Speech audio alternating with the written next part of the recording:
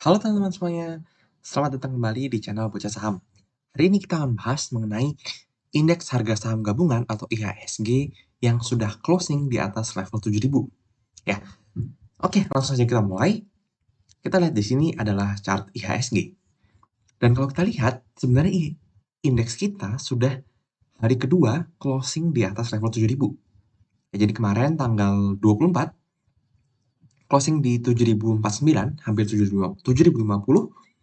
Kemudian hari Jumat kemarin indeks turun, ya turunnya kurang lebih 0,6% ya, tetapi tetap closing di atas level 7.000, yaitu 7.002. Nah, pertanyaannya dari sini adalah, apakah indeks akan melanjutkan kenaikannya, atau akankah indeks mengalami pullback yang lebih dalam di bawah level 7.000? Oke, mungkin kita akan bahas dulu mengenai alasan kenapa IHSG memiliki kekuatan untuk terus naik mencapai all time high-nya. Ya, satu jawabannya adalah karena masuknya investor asing dengan jumlah yang sangat besar. Ya, kalau kita lihat, ya mari kita lihat data dari foreign flow. Ini data sejak 2022, sejak Januari tanggal 1 sampai hari Jumat kemarin. Kita lihat ini total pembelian asing di IHSG sudah mencapai 45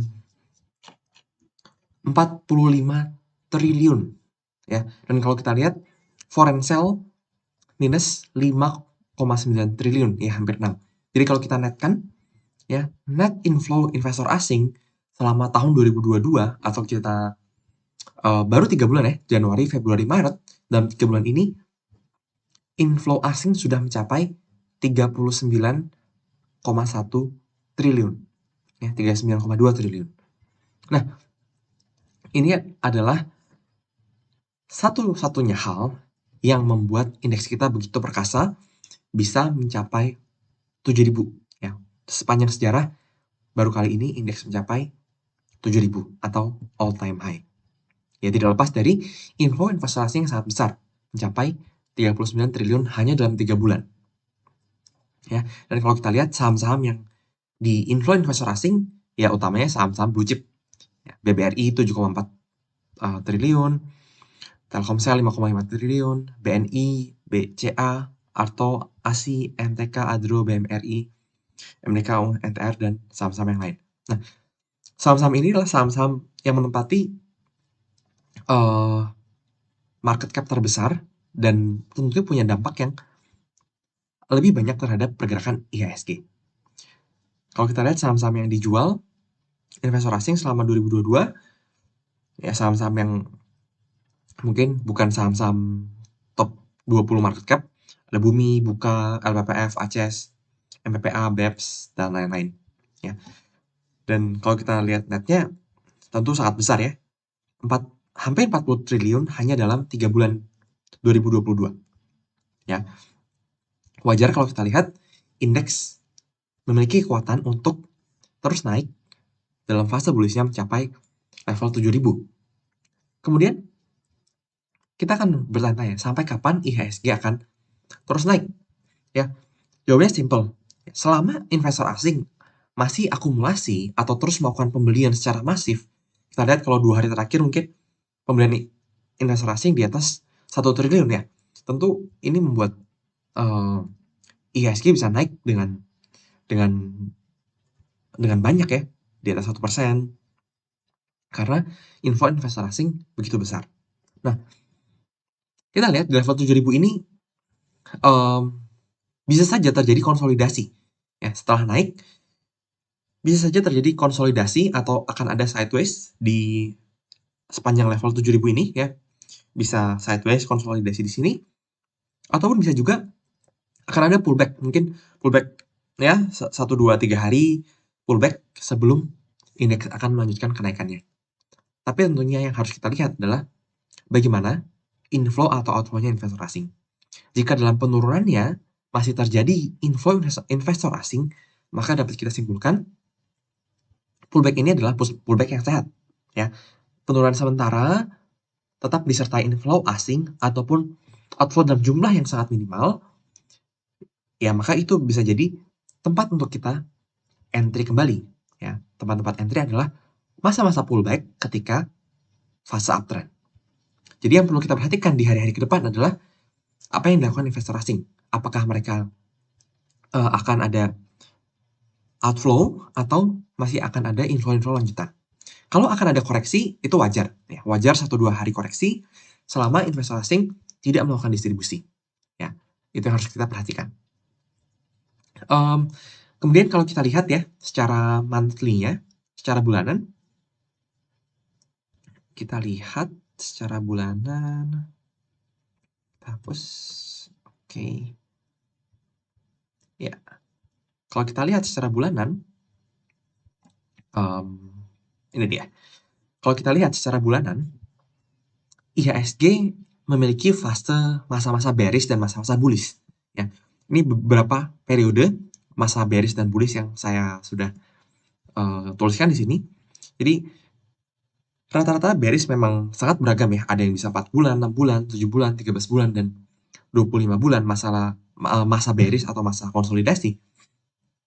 Dan masa bullish juga beragam. Ada yang 27 bulan, 17 bulan, 14 bulan, 25 bulan. Dan juga kalau kita lihat bullish antara 2003 sampai 2007, 2008, itu selama 5 tahun indeks mengalami fase bullish-nya. Dan kita lihat koreksinya hanya 1 bulan, 2 bulan, singkat ya. 1 bulan, 1 bulan, 1 bulan, 2 bulan, 2 bulan. Masa pullback yang singkat, kemudian indeks akan naik lagi. Dan kita di sini, posisi ini kita sudah mengalami market bullish selama 24 bulan. Untuk mengetahui berapa lama fase bullish akan berlangsung ya, kita tidak bisa menyimpulkan karena diskrepansinya cukup jauh ya, bisa berbeda-beda. Pesannya tadi ya, apa yang kita lihat adalah bagaimana inflow investor asing. Jika kita lihat ada koreksi-koreksi wajar 1-2 bulan dengan inflow asing yang tetap terjaga atau distribusi minimal, itu tentunya koreksi yang wajar. Koreksi yang wajar supaya indeks dapat naik kembali. Ya, karena kita tahu dalam kenaikannya tidak akan membuat garis lurus ke atas ya, tapi akan ada wave up, wave down, wave up, wave down, atau akan ada pullback atau koreksi-koreksi 1-2 bulan yang wajar. Justru jika terjadi koreksi-koreksi seperti ini masih disertai inflow investor asing, bisa menjadi titik kita untuk entry lagi ya. Oke, kemudian kita lihat sektor-sektor yang mungkin mendukung kenaikan IHSG. Kalau kita lihat ya, saham-saham sektor energi ya, kita lihat ini grafik paling atas, ini adalah sektor energi yang mungkin saat ini sedang booming ya, batubara, CPO, coal, oil, dan mining. Ini yang salah sektor yang sangat mengalami kenaikan yang cukup signifikan dibandingkan sektor-sektor yang lainnya. Sedangkan kita lihat sektor yang belum membaik, yaitu sektor properti. Ya, walaupun sebenarnya kalau kita lihat ini menjadi kesempatan menarik buat kita untuk melihat saham-saham properti yang belum naik, yang juga mengalami inflow yang baik. Kita dapat mencari saham-saham ini dan kita entry sebelum sektor ini rebound. Ya, untuk sektor-sektor yang lainnya seperti consumer cyclical, properti, finance, industri, infra, ya kurang lebih bergerak dalam pergerakan yang cukup mirip ya. Dan kalau kita lihat teman-teman, sebenarnya saham-saham di IHSG yang masih menarik, teman-teman bisa lihat dengan memperkirakan rata-rata akumulasinya ya. Jadi walaupun sektor-sektor ini misalnya energi atau finance dibilang sudah cukup banyak naik, teman-teman tetap dapat melihat, mencari saham-saham yang average akumulasinya masih di bawah harganya saat ini. Atau jika teman-teman sudah punya sahamnya, teman-teman bisa gunakan ya trailing stop dan menjual sebagian di atas, dan bisa mencari saham-saham yang average akumulasinya masih di bawah harga saat ini. Seperti itu. Jadi Kalau kita lihat secara total inflow investor asing sangat bagus, masih besar, dan potensial upside IHSG masih sangat besar di tahun-tahun ke depan, di tahun ini pun. Dan tapi yang harus teman-teman ingat, potensi koreksi pun masih ada. Ya, misalnya apakah akan terjadi koreksi di bulan Mei? Ya, seperti sell in May and go away yang selalu tiap tahun akan terjadi, ya, bukan terjadi tapi selalu menjadi kehebohan. Apakah kita harus sell di bulan Mei dan go away? Secara statistik akan nanti kita bahas di video-video yang lainnya. Tapi mungkin saja, ya bisa saja kita masih ada uptrend satu kali lagi di bulan April, satu candle monthly yang hijau, kemudian bisa saja Maret atau Mei akan ada koreksi. Oke, jadi teman-teman bisa mengolah kembali portofolionya, apakah akan melakukan taking profit sebagian atau masih tetap hold, kemudian mencari titik-titik pullback sebagai titik entry berikutnya. Ya, karena jika melihat inflow yang cukup besar, tentu investor asing tidak bisa distribusi dalam waktu yang cepat. Ya, butuh waktu yang lama untuk mereka nantinya distribusi. Jadi potensial upside masih besar, namun tetap perhatikan jika ada koreksi-koreksi wajar, tetap disertai dengan inflow atau distribusi minimal, tetap menjadi hal yang positif untuk IHSG. Dan justru bisa menjadi titik-titik untuk kita entry saham-saham yang menarik. Oke, mungkin untuk pembahasan sell in May and go away dan juga saham-saham yang menarik kita akan bahas di Telegram. Teman-teman jangan lupa untuk join grup Telegram kami. Ada linknya di description video ini. Kalau ada pertanyaan, masukan silahkan tuliskan juga di kolom komentar video ini. Jangan lupa like, subscribe, dan juga nyalakan notifikasinya. Dan sampai jumpa di video-video berikutnya. Bye-bye.